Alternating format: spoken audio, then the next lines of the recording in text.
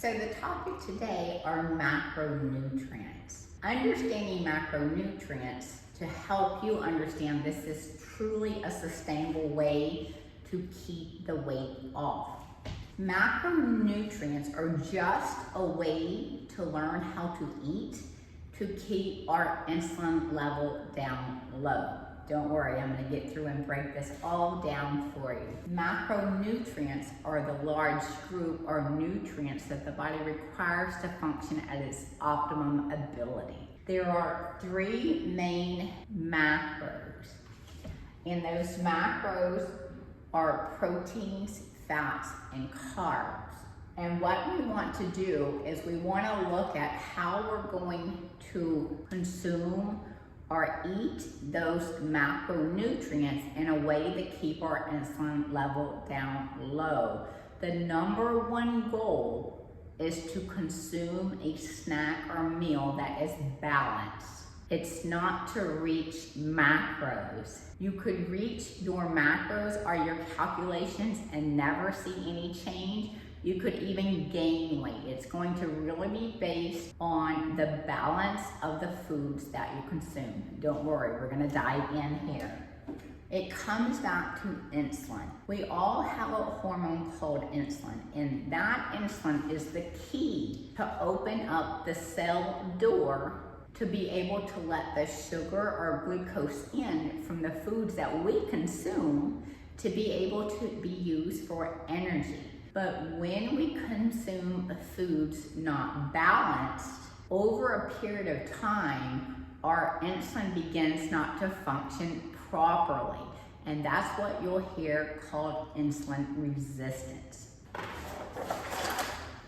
Here we've got the three main macros or macronutrients that I'm going to break down individually, and we're going to talk about how each affects insulin alone. We're going to start with protein. We want to look at our protein, and if we had a lean protein might be something like seafood, eggs, egg whites more so, chicken breast, tuna fish.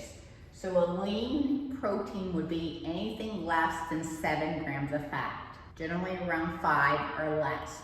A fatty protein is going to generally be around 7 grams or higher. So that's typically going to be your red meats, your steaks, things like that. It's not that you can't have it. We're learning how to consume that individual macro with another macro to balance out the insulin so that the insulin doesn't rise. Fats. We have 3 main fats. We have saturated fats, trans fats, and unsaturated fats. And how you will know this is you will begin tracking your foods and your supplements and your beverages in a tracking app. And there will be a nutrition section that will list out how many saturated fats you consume, how many trans fats you consume, and how many unsaturated fats you consume. And then over a period of time, you'll be able to study or do your own analysis of your tracking app to be able to see where you can make changes. Consuming saturated fats or trans fats in excess will raise your insulin. They have an incredible insulin spike. So these would be things in like butter, pastries, cookies. It's not that we can't have them, but if we understand how we have an insulin spike with that particular type of fat, we are learning how to pull in another macronutrient to balance out the effect of the insulin there. Moving on to carbohydrates. We're going to break it down into simple, complex, and then non-starchy. A simple carbohydrate would be something like candy, sugar. Simple means that when you consume that simple carb by itself, you're going to have an immediate insulin spike. It's going to be very fast. If you were to consume oatmeal, a piece of toast, that would be a complex carbohydrate.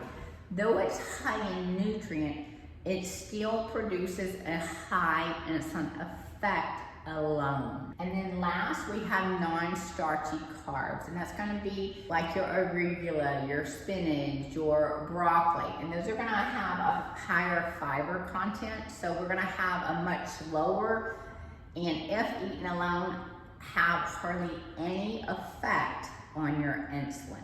What we want to look at is and understand is most foods have more than one macronutrient, and you will soon discover this as you're tracking. For an example, an avocado has 3 macronutrients. It has proteins, fats, and carbohydrates. Therefore, we can't just eat single item foods thinking that we're going to be able to reach the goal of our macros.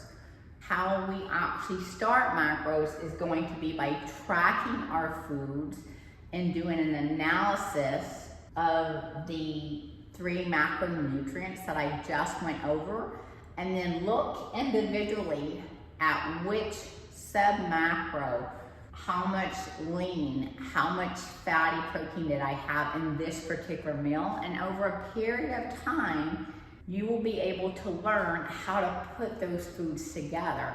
And that's what true macros are about. Macros are the science of putting foods together to be able to lower insulin.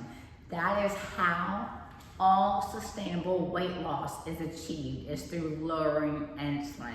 Anytime that we raise insulin, we stop all fat burning for 3 to 4 hours, regardless of the type of food it is.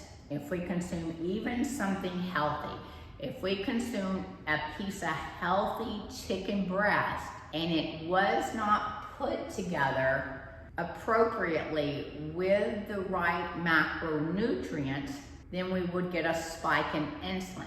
So it's not if the food is just healthy or a high nutrient foods, it's learning how to put the foods together.